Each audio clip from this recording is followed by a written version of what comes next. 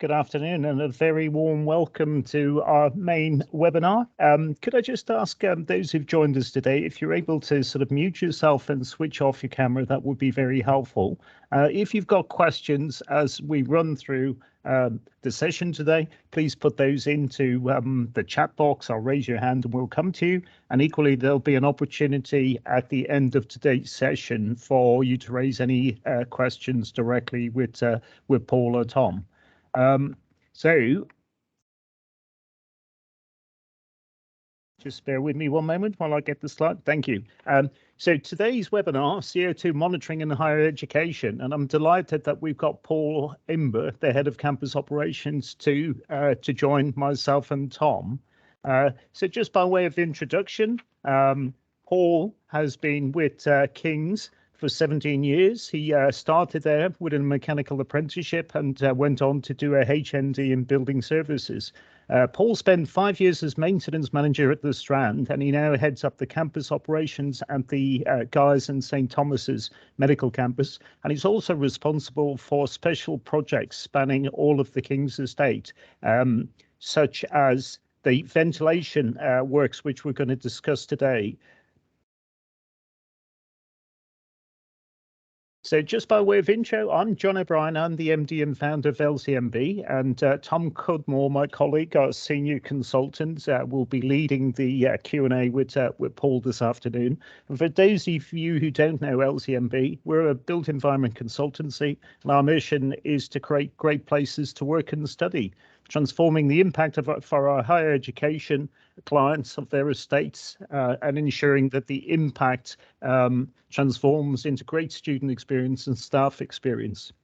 So today, we're looking to share with you the experience from King's of the application of CO2 IoT sensing to both managing the COVID risk and the return to the state for the students and the staff, and also the supplemental benefits that they've had from IEQ and CO2 sensing. So we're hoping that you'll gain some insight and experience. Please do ask questions as we go along, and if there's something we haven't covered, either raise it through the conversation or you can follow up with Tom, Paul, and myself. So Tom's asked me just to say a couple of words in advance of moving on to IoT and CO2 sensing around the space. And I guess one of the things we've seen is a huge increase in interest in terms of managing a safe return to the workspace and the use of CO2 as a proxy for ventilation efficiency. But prior to that, I'm going to share a few slides that we recently presented at the Higher Education Design Quality Forum, looking at the impact of indoor environmental quality in higher education based on the experience elsewhere. Just to say a little bit about the, I guess, the secondary opportunity for CO2 and IEQ sensing in higher education. So indoor environmental quality and the impact on workspaces and the built environment has a long history, stretches back to about 2015 when the World Building Council published their research looking at the impact of indoor environmental quality on productivity and performance of workers. More recently, in about 2017, 2018, Harvard University undertook a seminal research project where they put workers into climate chambers and they changed the indoor environmental quality. They gave them a strategic test, which was a disaster recovery, and they looked at the comparative scores for those individuals in terms of their cognitive capability in different levels of CO2, VOC, volatile organic compounds, and saw there was a direct correlation between the quality of the scores and the quality of the environment. And more recently, British Council for Offices have published a range of publications looking at the impact of indoor environmental quality on performance, health and well-being, and cognitive capability of staff. And they've estimated that there is for higher quality spaces, there is a benefit for organisations equivalent to the cost of their real estate outside of London and about 75% of the annual cost of real estate inside London. So typically the average impact in terms of bottom line impact and performance impact is estimated to be between 2.5% and 5% per annum per individual. So if you take 2.5% to 5% of the salary bill for most organizations, that's pretty significant. And again, over the last couple of years, between 2016 and 2018, our business, LCMB, undertook a large-scale research project with Oxford Brookes University, supported by Innovate UK and EPSRC, that invested just over £500,000 at looking at the link between indoor environmental quality and workplace productivity. Kings were one of our partners in that research, and what we did was we looked at a range of buildings and we changed the environmental conditions and had the staff in those buildings undertake cognitive tests, which included Stroop tests, reading tests, numerical tests. And what we discovered and proved was that you could see a very real impact on the performance of people in different environments. People's, I guess, productivity and output was very heavily linked to CO2. We were seeing a significant increase in performance in lower CO2 environments, with a dramatic increase once you got over about 1,200 parts per million. They were also sensitive to temperature and relative humidity and VOC. And there is research showing that when you reduce CO2 concentrations in learning and education environments from about 2,000 parts per million to 1,000, you get a range of benefits, which include an increase in speed of 12%, a reduction in errors of 3%, students increasing the pass rates on exam by 12%, 6 out of 100 students improving their performance, and a reduction in absenteeism. So again, there's a secondary benefit in improving, tracking, and optimizing indoor environments, and in particular CO2. And as a business, over the last 5 or 6 years, we've experienced in terms of looking at indoor environmental quality using IEQ, IoT sensors, that's indoor environmental quality, wireless sensing technology, and other smart tech. And what we've seen across a range of sectors, including organizations like Havas, which is a creative organization in London, in a new BREEAM Outstanding building, and in the King's College Estate, both in the Estates and Facilities Office, as well as the academic buildings, in organisations like Westlake Bell, Legal Practice, UBS. We've seen a significant benefit arise out of optimising indoor environmental quality, both in terms of the feedback from employees, from staff, as well as the measures of performance. So in conclusion, in advance of passing to Tom and Paul to discuss the specific application of CO2 sensing at King's, we've seen that in estates and buildings, the indoor environmental quality does impact our well-being and performance. There's an empirical link that's been proven both in our research and research by other organisations. Better indoor environments will impact student and staff experience. It'll impact their health, their well-being, and the outputs that they achieve. And all buildings we've examined in our work to date have been suboptimal to a larger or less extent. Most modern buildings don't tend to measure these metrics at the right level of granularity to be able to understand how the existing systems are operating or optimized. And we think there's an opportunity to manage beyond COVID and move to improving the health, well-being and performance of staff in the HE sector. So I'm just going to pass to Tom and Paul in a second. But before I do that, just to say there's some guidance available from our website. British Council for Officers report that we wrote on the back of that research I've explained there, called Improving Productivity in the Workplace, and also some step-by-step guidance to creating the most productive indoor spaces or workplaces. So can I pass? I'm going to stop presenting and I'll pass to Tom and Paul, and I'll take my camera off. So over to you, Tom and Paul. All right. Thank you, John. Hello, everybody, and thanks for joining us today. Hello, Paul, and yeah, thanks for joining us. I'm just going to start by telling you a little bit about the work we were doing in advance of the King's work when the COVID pandemic broke out, and then how that sort of subsequently relates to the work we've been doing with King's. So at the outbreak of COVID in March 2020, myself and a number of colleagues were working with Royal Berkshire Hospital on their capital works team, running a range of projects, which included ventilation, amongst other things.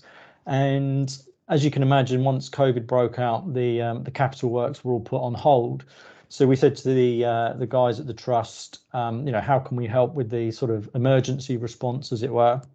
And we were put into a sort of interim program manager type role to help basically make the hospital into a COVID hospital and do all the things that we all saw on the news. So it quickly became apparent in that role that ventilation was going to be a massive part of this, especially as there weren't many sort of treatment options, as it were, at the time. And it also became apparent quite quickly that in the sort of large complex hospital estates, there was a lot of gaps in information and knowledge around the ventilation systems. So whilst the theatres and the compliance areas get regularly checked as part of the standard procedures, once you got outside of that into the supporting areas, the information was quite lacking. And I think the key thing for me around that and how that transfers to the subsequent HE work is that in many ways there's a lot of similarities, because you've got a large complex estate, you've got buildings of various ages, various designs, and many spaces that are actually not being used in the way they were originally designed for.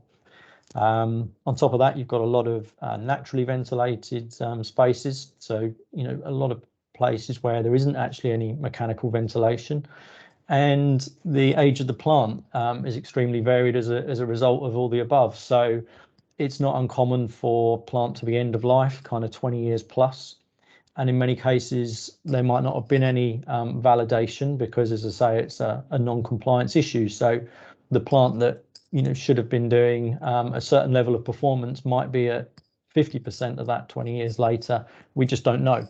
And the first bit of work at the hospital was really trying to bring that information up to speed. And then also they were looking at repurposing areas. So they were trying to get, when normal operations resumed, they were trying to move stuff out of the theatres into supporting areas for sort of minor surgeries to speed up and reduce their waiting lists. And that raised the problem of you're trying to use a room for a different purpose, and therefore the air change rates aren't designed for that. So we actually also did some work around that on air scrubbers, and we had to get bespoke air scrubbers built to actually sort of facilitate the activity they wanted. So air scrubbers are perhaps a topic for another day. I know people have plenty of opinions around those as well, ourselves included. But as I say, just wanted to give you a little bit of background as to where we came from on this sort of COVID journey and the ventilation. If there are any positives from the whole COVID experience, for me, it would be that it has shone a sort of welcome spotlight on ventilation. So I'd say in terms of our sort of day-to-day running our estates, it is an area that's often overlooked because it's not necessarily mandatory in terms of checks, in terms of performance checks at least. And COVID basically meant that the industry bodies, the government, the HSE, all had a look at what their guidance was and updated it to reflect, virus transmission and the impact of that. More recently, obviously restrictions have been lifted. We're starting to return to a sort of business as usual situation. And the HSE have actually recently removed their sort of COVID guidance around operation of the buildings, ventilation, CO2 monitoring.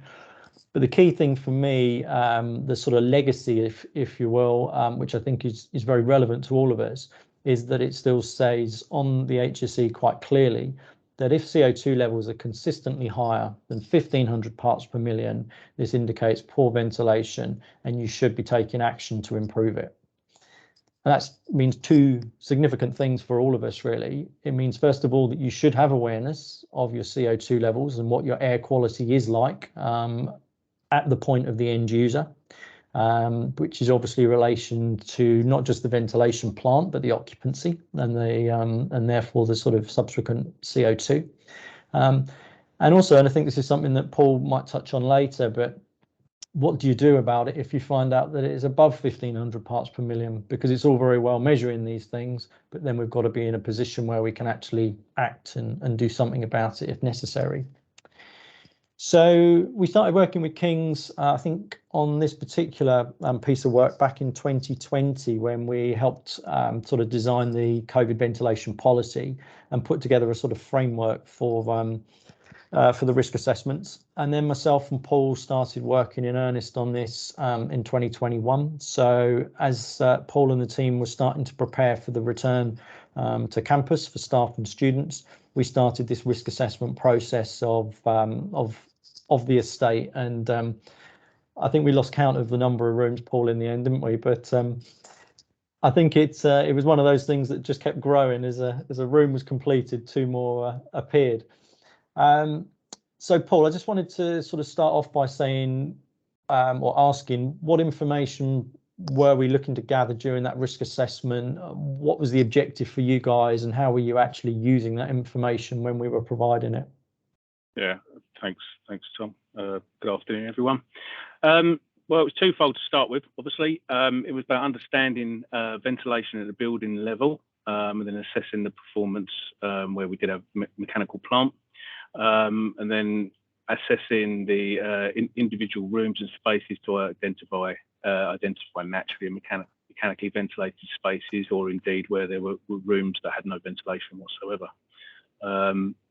Obviously, out of the back of that, it was about taking necessary action to ensure rooms receive adequate fresh air, which included quite a big piece of work around freeing up windows, and also obviously works where ventilation, mechanical ventilation, was insufficient. So yeah, it was it opened the door to lots of work. I think I mean, one of the things we found was that on the face of it, these things are quite simple. It's a naturally ventilated room, so let's get the windows open. Again, in a large estate like yours, you find that actually even that can be quite a big a big challenge in some areas. Yeah. And it was, yeah. Obviously, we've got listed buildings. We've probably come across 12, 15 different types of window. It was a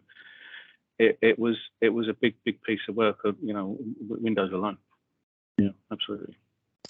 Okay, and I mean, one of the things we did from that is obviously we used that risk assessment process to identify where the CO2 monitoring could go. So I think when we first started, it was very much a case of what do we need to do to understand the spaces, and then to improve the ventilation, be that open the windows, fix or do any remedial work to the ventilation plant. And then once we'd identified those rooms in phase one, because we started with the kind of teaching rooms, didn't we, and prioritized those in the first phase, we were then able from that risk assessment to say, okay, well, the red rooms, as it were, the rooms that are obviously lacking ventilation, they're kind of easy because you're going to prioritize those, you know where to focus, and you've got to deal with those fundamental issues. But the kind of, let's call it the amber rooms, where there could be issues if windows aren't used correctly, or if they're over occupied, or if the ventilation doesn't perform as we think it should do, they were the sort of areas we targeted, weren't they, for the CO2 monitoring? Yeah, absolutely. It was I mean, we wanted obviously to provide that sort of additional information. We installed the CO2 sensors. It was obviously good to get the real-time data back, so that we could look at the mitigations that were being put in place regards to the actual spaces. We had the social distance in place for rooms, and we had the space planning teams change figures, but we needed that sort of data back to make sure that what we thought was going to work was actually working. So it was it was good to have that, you know, the visibility of the data across all the campuses, which wouldn't normally be available potentially on BMS. The alerts as well were really important, because, you know, we got the alerts back quick. Obviously, there's still actions to be taken off of that, but then, you know, we had people in attendance to check that the rooms were being used as we designated them to be used, bearing in mind the occupancy number, or things like windows were actually being opened as requested, or that our teams had opened windows at the start of the day. So it was about sort of getting that information back. Where we've got mechanically ventilated spaces, obviously checking the plant was actually running, and then we didn't have issues with the air handling units. So yeah, there was a lot of good data to get back quick, that we could you know, get on top of, that we wouldn't normally have been able to under normal conditions. Yeah. I mean, I think one of the big things you've said there is that kind of visibility, because again, in an estate like yours, the BMS is at various levels of sophistication depending on the building. But one of the things someone in a position like yours struggles with is visibility of that at a sort of campus level. So you're often reliant on information from others who have got their day jobs to do, and that information sort of channel flow is a big issue. So one of the great things for me is being able to consolidate that into one place, where yourself or members of your team can get visibility of the whole estate. And I mean, you touched on the alerts there, because I think we all know, like, BMS, you know, alarms are all good in theory, but when there's 3,000 of them queued up on a system, high CO2 doesn't really get a look in, does it? So it's certainly focused minds. No, absolutely. I mean, it was, you know, the alerts are still. I mean, we still have them now. We've still got some spaces that we're working on. It's gonna, as you say, you know, we looked at 3,000 rooms there or thereabouts. So the alerts are invaluable, because you know, it'll flash up as an email. I've got a team of people to attend, look at the space, as I say, in real time, see what's going on. It's the early warning element is great with regards to, you know, the plant, as I say, we're mechanically ventilated and that as well. It's been a godsend from that point of view. And with the air things tool as well, it's idiot proof. And I know that sounds derogatory, but it's not. There's I've been through it with quite a few people, certainly in my team and senior, and also the guys and girls that sort of help me on a daily basis, who also have alerts out for them. It's really nice piece of kit that's really easy to understand and to use. Yeah, absolutely. No, that's a good point. I mean, it's worth saying a little bit about that. So we've been using Airthings devices with Kings since, as John mentioned, since we started sort of working in this field, which is 6-7 years ago now. We've used a variety of IoT, so wireless sensors for monitoring air quality. We've also used static loggers in some cases as well. And the Airthings is by far the best equipment that we've come across. I think a lot of that is evolution. So, you know, over that 6-7 years, a lot's progressed in terms of the marketplace and the maturity of the market. But it's also got the Airthings have also addressed a lot of the issues we'd had in the past. So the Airthings sensors work with the central hub. The sensors themselves are completely wireless and don't need any power. The sensors we've deployed mostly in Kings have been without a screen, so they are 12 centimeters diameter, look very much just like a smoke alarm, and you can tape them onto the wall, so they're really quick and easy to install. They also do a sensor with a screen. Oh, here we go. put it on your head, Paul, and we'll see it more. It's a bit blurry at the moment. Sorry, I've got a massive head though, so it won't do it. There you go. Yeah, That's better. So you can see they're really discrete pieces of kit. But for me, there's two main advantages over the stuff we were using historically. So one is the data security. The communication of the hub is via a SIM card, although we can Ethernet it. And what that means is we don't have those long, protracted conversations with IT about security and protocols and all those things that generally slow the process down significantly and ultimately, make it more labor intensive to deploy. So that's been a real plus. And then the other one is that still the majority of CO2 sensors on the market need to be plugged in. And that creates two problems. The first is that it limits where you can actually site the device, which isn't ideal, or you've got to run power to a dedicated source. And it also means they often get unplugged, which is a real problem. No matter how you, whatever messages you might put on the plug sockets, you can guarantee that someone will want to charge their phone. So the air things have, as I say, dealt with that.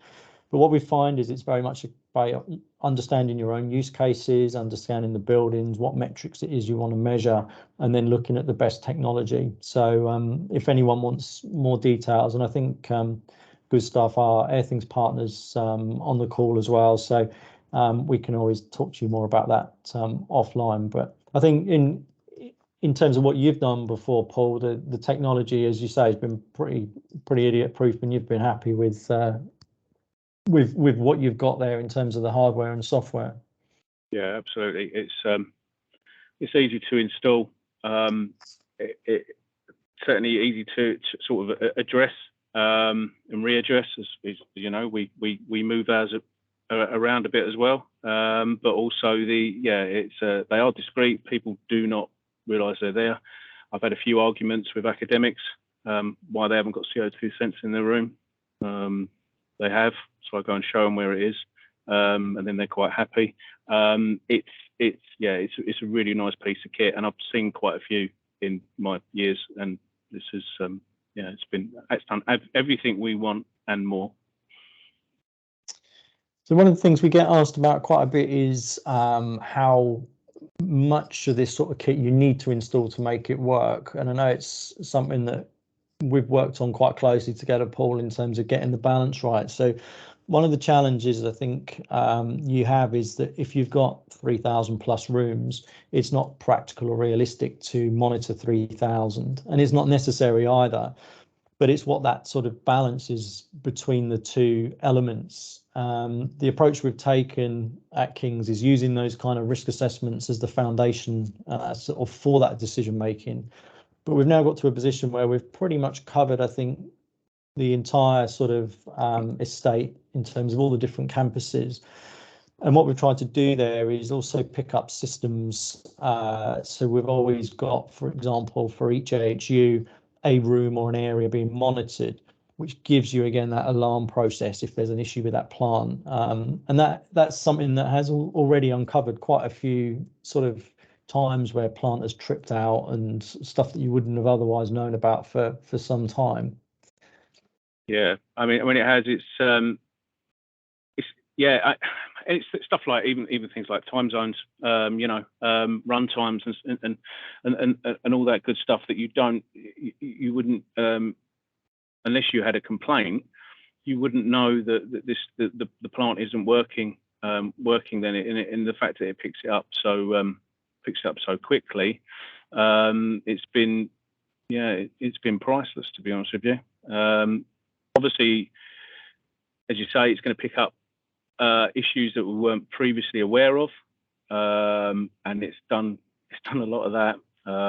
There's been a lot of work that's come off the back of it. There's been a lot of discussions for me with others regards processes, PPMs that are in place as well. It helps to look at the periodicity of some of the PPMs and how they can potentially be improved. Where we potentially got location, plant that's potentially undersized. We've come across that as well, as you know, Tom. And then any remedial work that sort of comes out of that. Where plant is working and then stops working, faults develop. We get that, it happens.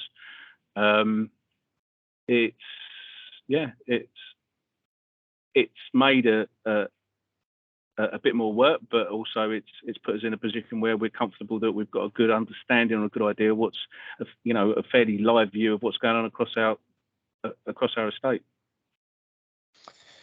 Yeah, I mean, I think the surprise for me, not the surprise, but the thing that's been most encouraging for me is like the range of benefits and how that can actually operationally, impact in so many ways. And really at the moment, we've only sort of touched on the CO2 side of things. Yeah.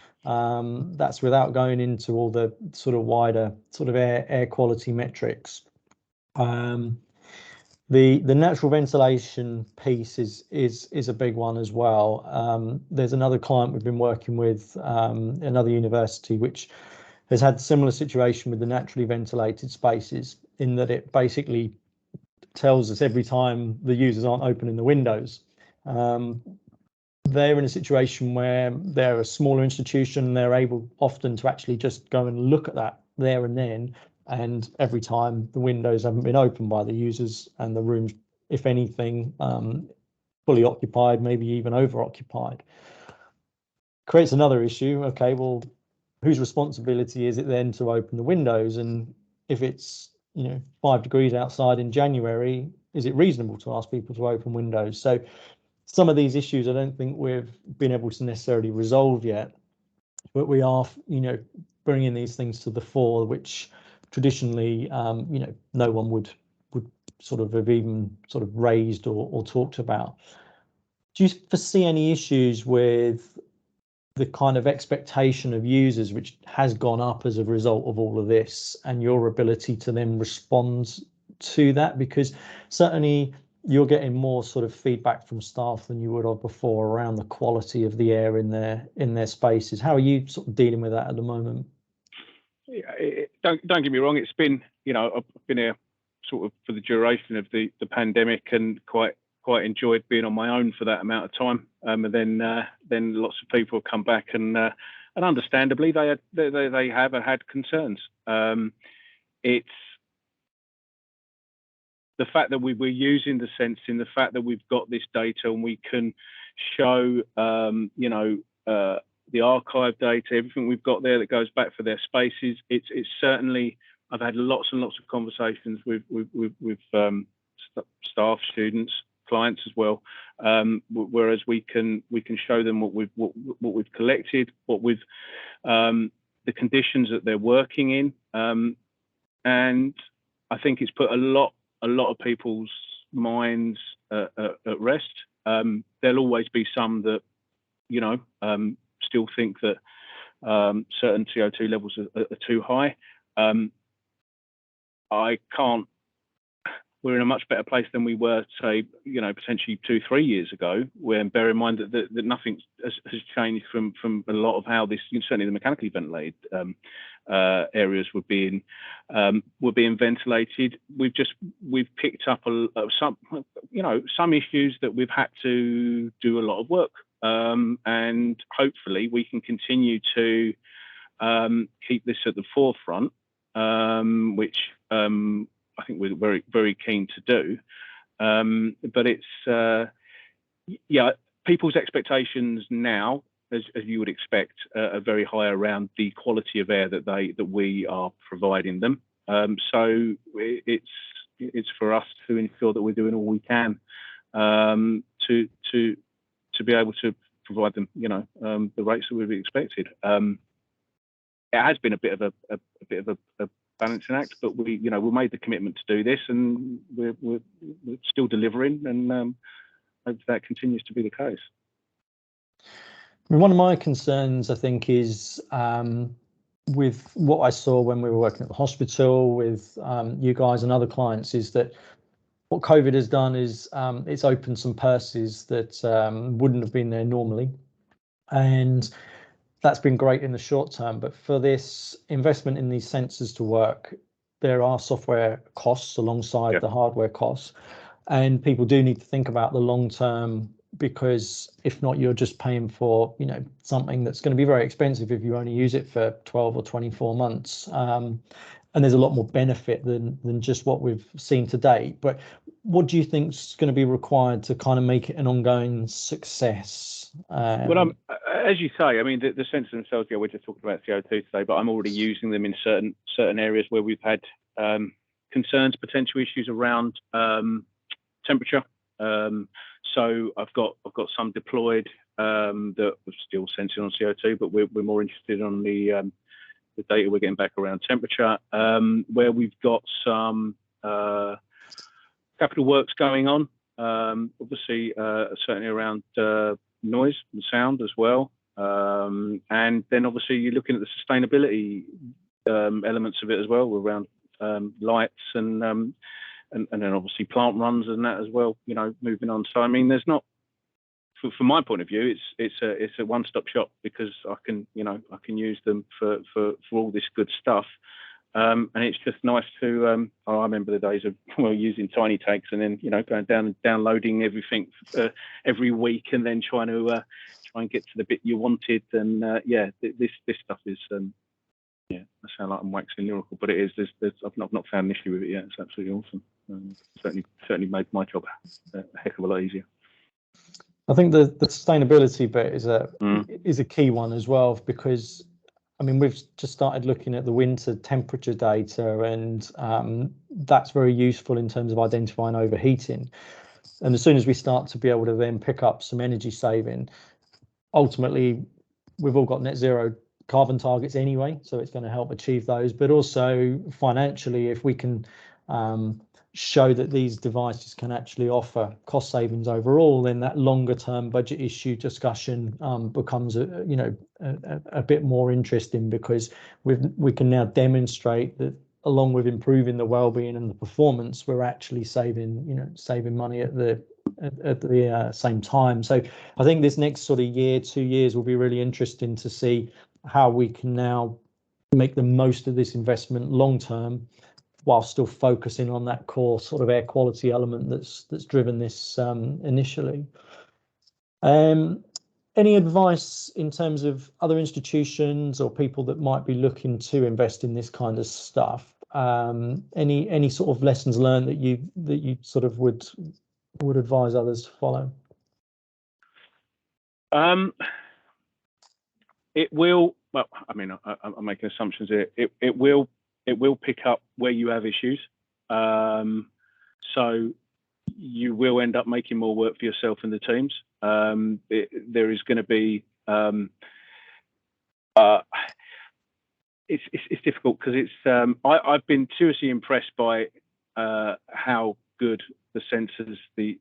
I was concerned about the reporting, certainly the reporting element of it, and also how the sensors talk to the hubs as well. You get quite a few outlandish statements around, how far they can transmit, and we've got some very, very thick walls in some very old buildings, and we've had issues previously, but we've genuinely not had any issues with the sensors installed, or how they're reporting back. I would suggest, if anyone is keen to look at these, more than happy to facilitate you here over at the Guys campus to have a look at some of our spaces, and have a look at how they work and how it's reporting back and that as well. I do not regret using these, certainly. I genuinely don't think I've got a bad thing to say, to be honest with you, because they've not. I would say it's about keeping on top of where they're installed. It's easy enough to install them there, and that's great. But it's good to go through the data in that as well, because there's if you're checking timetabling, room usage and whatever else, there's no point, them sitting there measuring CO2 in a space that you've established is fine. So it's about making sure you can rotate and using your risk assessments, check other spaces as well. So yeah, there's no point just kind of leaving them there. It's about sort of going over the data and making sure you've got them where you need them to have. And as you said earlier about some of the critical plant areas and that as well, supplied by some of the bigger AHUs, and it's good to have that as an early warning. But yeah, no, I've been exceptionally happy with what they've done for us. Okay, no, it's really useful. Thank you. So, I mean, I suppose in summary from me, I know we're going to do a bit of Q&A now. I suppose the key thing for me is COVID has been a catalyst, which has shone a sort of welcome light really on ventilation and made it much more higher profile for everyone. We know about we know that good ventilation is necessary for managing or minimising COVID transmission. But as John showed at the beginning, there's a lot of historic work also showing the wider wellbeing benefits and performance benefits that our building users are increasingly expecting to receive. So all of that's been a good thing. I think the challenge for us going forward is how we keep it in the spotlight and make sure ventilation probably get more investment over the coming years, or they maintain that investment that's come in since COVID started, be that with or without the use of CO2 sensors. But that focus on good ventilation for me is the core thing going forwards really. I think I'll hand back to John and let's do a bit of Q&A before we finish. I think I did see questions already come in, so maybe John can pick that up. Yeah, okay, thanks, Tom. Thanks, Paul. Very informative. So there is a question already come in, which says, did you follow the ORI HVA guidance on the level of CO2? Just as a precursor, before I hand that to Paul and Tom, that was that and the CIBSE guidance and the HSE guidance was the basis for the original risk assessments and policy documents that were written in 2020 that Tom referred to in advance of the work that Paul and Tom have just discussed, which was the sort of application of the documents. So the ORI HVA guidance was really the first guidance which emerged early in the pandemic. CIBSE guidance quickly followed it because they're a member of that pan-European organisation. But just to pass that over to you guys in terms of it was in the original policy documents. I guess there was some discussion, evolution of the CO2 levels as you rolled out the detailed policy and application of the CO2 sensors. Yeah, so what we adopted in real time, so the policy, as you say, was based on the guidance from those guys and the other industry and government bodies. The practical kind of what we used in real terms for the alerts on the sensors and the feedback was based on the HSE's 1500. And the reason for that is that we've got such a large number of spaces that the focus was very much on 1500s are sort of absolute that we must deal with if it's above 1500. That's what the HSE is saying. So our sort of, let's call it red alerts, were based on that level. And then we set a sort of amber alert at 1200 parts per million. So that means that Paul and the team can basically then start looking at those kind of secondary spaces, as it were. But the 1500's always been our sort of key point, isn't it, Paul, in terms of where we've sort of prioritised actions. Yeah, absolutely. Yeah, and as you say, the 1200 as well, looking at the sort of like the upward trend and keeping an eye on that as well. Absolutely. So there's another question here, Tom, which is a specific one to the earthing sensor. So it's what's the process for ongoing calibration of the earthing sensor? So I'd extend that. I'd say what's the process for the initial calibration and then the process for the ongoing, just to answer Chris's question. Yeah, so as with most of these devices, once they're sort of energized and online and calibrated, they basically then will self-calibrate and maintain a calibration. When they're installed, there is a 7-day, let's call it bedding in period. What we find in reality is that the data in the first 7 days is not a million miles away, but it sort of fine tunes itself after that, over that bedding in period. So even when they're first installed, you will get some reasonable indicative data, but it might be plus minus 100 parts per million, which comes down to more like plus minus 30 parts per million as as that calibration starts. So really, the installation and calibration is literally energizing the sensor and then making that initial connection to the platform, to the software. Okay, thanks, Tom. There's another question here from Connor, who says, like Paul, they've been doing some work, but using a BMS head-end across the campus to decarbonize and look at time scheduling, plan sensors, etc. It's highlighted some issues, maybe bad habits, stuff out of what you would expect. So Connor's interested, Paul, in how you went about tracking the changes that you were making. What stakeholder discussions perhaps needed to take place to change stuff, and his last question: did you manage to gain a separate budget associated with plant improvement, repairs, and replacement? That point you made about if you put in more sensing, you're going to find work to do. It's going to throw up stuff. So firstly, how did you track any changes? Secondly, what discussions did you need with the budgets and stakeholders inside, and did you manage to get any additional budget allocated for this work? Yeah. Okay. So tracking the changes, it was we worked quite closely with our technical services manager.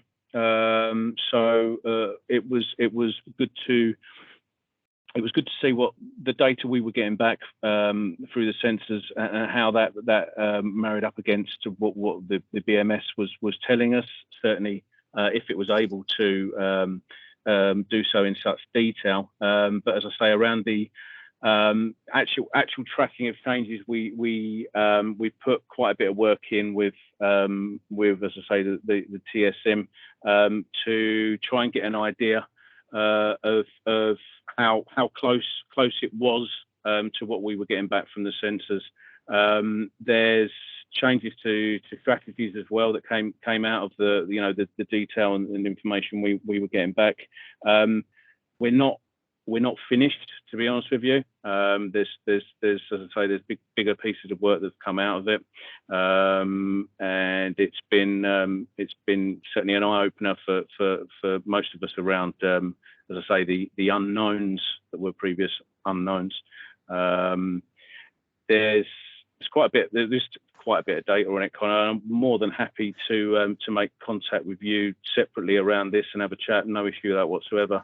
With regards to the budget itself, there was a COVID budget, not specifically set around engineering, but a budget for what was deemed as essential COVID related stuff, which fell under that. That's all but finished now. Certainly will be very soon. So there will still be works that need to be picked up by my engineering colleagues as well. But we've made quite a big dent in what was required. And as I say, these were previous unknowns that have come to light now that we simply have to action. That's what we're in the process of doing. Regard to stakeholders, it was easy enough to have these discussions because we around the information we were getting back regard to CO2 levels and whatever else. It was everyone's been very much sort of bought into the process. We've got the rooms themselves, majority of the rooms and everything else, we would have signage up declaring whether it was a mechanically ventilated space or an actually ventilated space, and what would be required. For instance, if the windows open, they would need to be open. We would, in most instances, have security cleaning or our campus ambassadors opening windows before lectures or classes were starting. We worked quite closely with our key stakeholders with regards to weekly meetings as well. Most people were obviously working remotely, but just to keep them up to speed on what we were doing. And yeah, it from a budget point of view, it wasn't difficult to. It was certainly easier than normal to get what we needed because of the work we were doing and the importance of it. As I say, more than happy to go into more detail with you, Connor, and go through anything else. Okay, thank you, Paul. There's another question here which is how did the sensors perform in bigger rooms, halls? Does the size of the room affect their accuracy? Many other CO2 sensors are not good for bigger rooms. So I'll put that one to you first, Tom. Yeah, no, it's good, really good question actually. So we've used it in a number of bigger spaces. So that's including sort of lecture theatre, auditorium type spaces, and then also in some large cafeteria areas and bar areas. In some of the spaces, we've actually installed more than one sensor, especially in spaces where, for example, if you take a bar, people don't necessarily space themselves evenly throughout the space. So they might congregate more in different parts of that area than others. But what we've found is actually the data is still pretty good.